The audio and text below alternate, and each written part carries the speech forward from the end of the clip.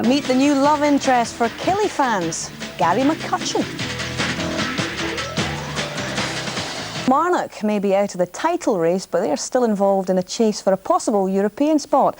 And with nearest rivals St Johnstone preparing for their cup semi tomorrow, Bobby Williamson and his boys had the chance to put some daylight between the sides. The visitors to Rugby Park were Aberdeen, and Chick Young was amongst the crowd.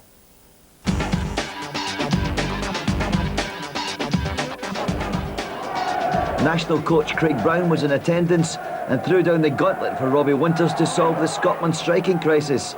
Red-hot Robbie obliged, and it took him just 2 minutes to do so. Good build-up, great finish, and Winters looking more and more like he could pep up our summer in the Faroe Islands and Prague. But within 7 minutes, Killie were level. Alan Mahood, the scorer, it's something of a freak goal. Most of us, including Don's goalie Derek Stilley, I suspect, thought the volley was going over the bar, but the wind caught it and sucked it into the net. 1-1, and I'll bet Alan Mahood was a wizard at blow football in his boyhood. Killie's second goal was a class act though. Ian Durant showed great vision from the corner kick and picked out McPherson at the edge of the box. One touch to steady, and Gorgeous Gus released a shot which would look good on the showreel of some of the best strikers in the land. Not bad for a fullback. Into the second half, and the Dons were back in business. Ian Jesse's shot well saved by Marshall, but up popped Jim Hamilton to score his first goal for Aberdeen. The ex-Hearts man did well to keep his shot low, and suddenly this game had more twist than an episode of EastEnders. Mind you, at least at a happy ending for someone. At first Aberdeen thought it might have been them, but this Robbie Winters header was ruled offside. Instead, it turned Killie's way. Bobby Williamson introduced substitutes Alan McCoist and Gary McCutcheon, and the 20-year-old scored his first goal for the club, courtesy of the 30-something.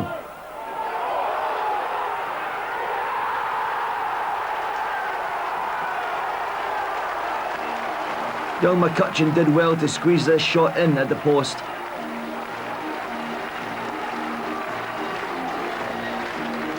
But it wasn't over yet for Killie or Gary McCutcheon. 2 minutes into stoppage time, a bizarre fourth goal as Don's goalie Derek Stilley goes for a walk in the Ayrshire countryside.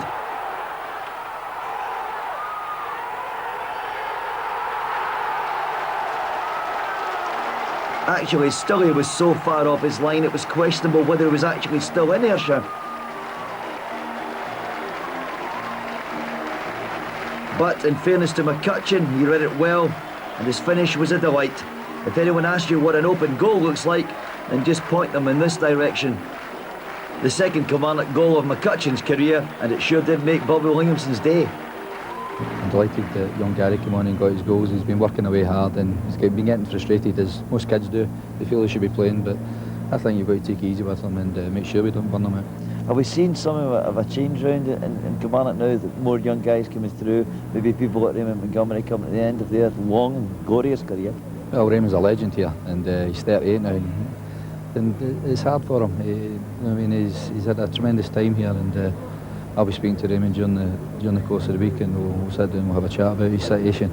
But as a young man's game, I feel, and we can't deny the kids a chance. Do you think you'll be able to tell the Aberdeen fans that you'll survive? I think it's like anything else. There's other 5 teams like ourselves in that situation, and yes, we've got the players there that can survive, and that's our main aim. Well, we talked about John Spencer for Scotland, but Craig Brown was at Rugby Park today, ostensibly watching Robbie Winters' 5 goals in 4 games for Robbie. On that evidence, should he be included as well?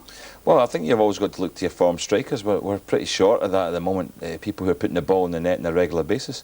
So I think that Robbie Winters has been very, very good at the moment in terms of the striking. This was a good move by Aberdeen, actually. They knocked the ball about pretty well early in the match and playing with loads of confidence, and you can see here that when it eventually gets delivered into the box, Winters makes a great near post run, totally fools the Kilmarnock defence, and a little flick with outside his foot. That's got the quality in terms of striking.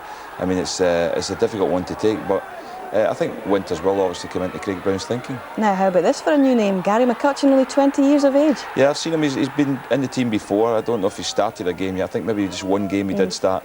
But this was a bit of a comic goal here as well, because look, Derek Stilley comes way out his goal. I mean, he should never be that far out. I mean, defenders are chasing Gary McCutcheon, but the kid's done well because he stepped aside the goalkeeper and had to play it into empty net. It was still a bit to do for him there, and he's done it very well. Now, Bobby Williamson was talking about Ray Montgomery there. Do you think it is the time to bring through some of the younger players at Rugby Park? It always is. I mean, but Ray Montgomery has kept his place in the side over the years because of the quality of his play. He's a real favourite there too. Well, he is, yeah. I mean, he's had his testimonial year. He was a captain when they won the Scottish Cup. All these things add up to, you know, Montgomery being a top Kilmarnock player, a legend, basically. But you do have to bring in younger players. I mean, he's getting to an age now where he's not got that many years left in the game, and Kilmarnock have been trying, I think, to find a replacement for him for quite some time. Yeah, and finally, references to blow football from Chick. You any idea what that is? I'll ask my father about that tomorrow when I phone him. Blow football. It must be something from Chick's youth, I think, rather than Al Mahood's. We're a bit too young. Anyway, let's confirm how those results today change the standings in the Premier League table for you. Killie extend their lead over St Johnstone to 5 points, whilst Dundee can